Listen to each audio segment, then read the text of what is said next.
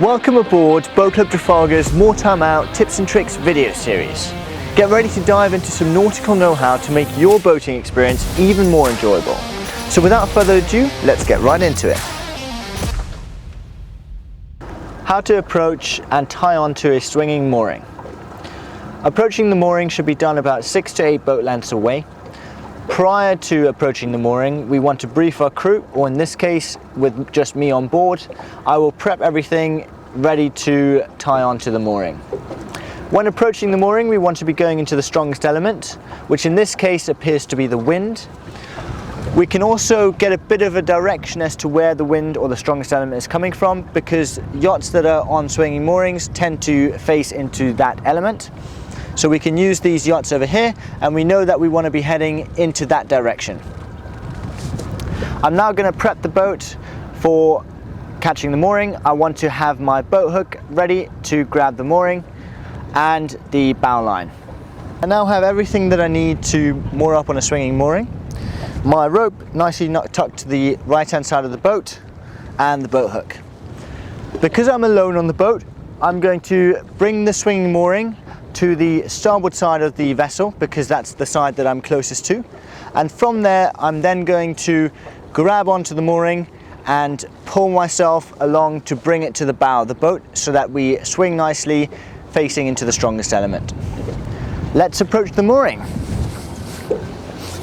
We want to approach nice and slow at a controlled speed, going in and out of gear, ensuring that we have full control and that we're not going too fast so that the strongest element can slow us down. So I'm currently just in tick over, slowly approaching the mooring. I'm now in neutral and back in gear, back into neutral, keeping myself at a controlled speed. So we can see that the mooring actually has a small little buoy tied to it. And that buoy will be really handy just now, because we'll be able to pick that up with the boat hook and tie onto that. Once I feel I'm close enough to the mooring, I'll make a slight turn to the left hand side so that the mooring pops up on the starboard side of the boat.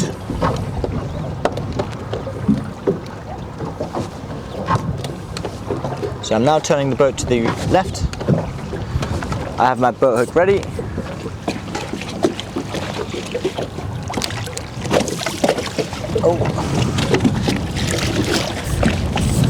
The boat is in neutral.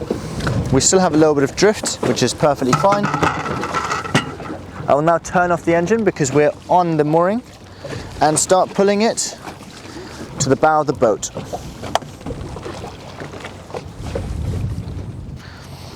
Right, so we now have the lead line of the mooring toward the bow of the boat. We can feed the bow line through the loop. There's a little D-ring at the bow of the boat here. Feed it through there. Make sure that it's central and tie off on the stanchion post up here.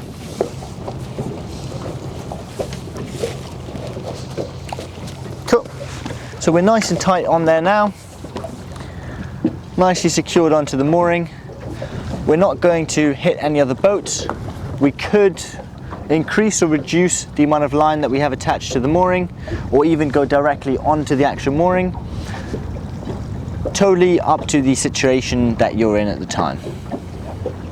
So now that we've tied up onto the mooring, we've had our picnic and it's time to go. We want to make sure that the engine is turned on and running.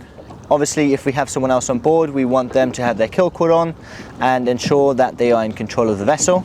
Make sure that there's no vessels behind us, because we are going to drift off the mooring, and we can then simply untie off the stanchion post,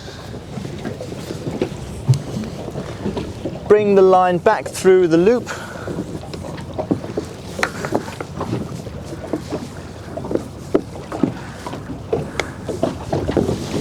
get ourselves the lead line from the mooring, put the rope back through and drop the mooring back into the water. secure our line onto the bow of the boat. In this case, I'm going to put it back into the anchor locker.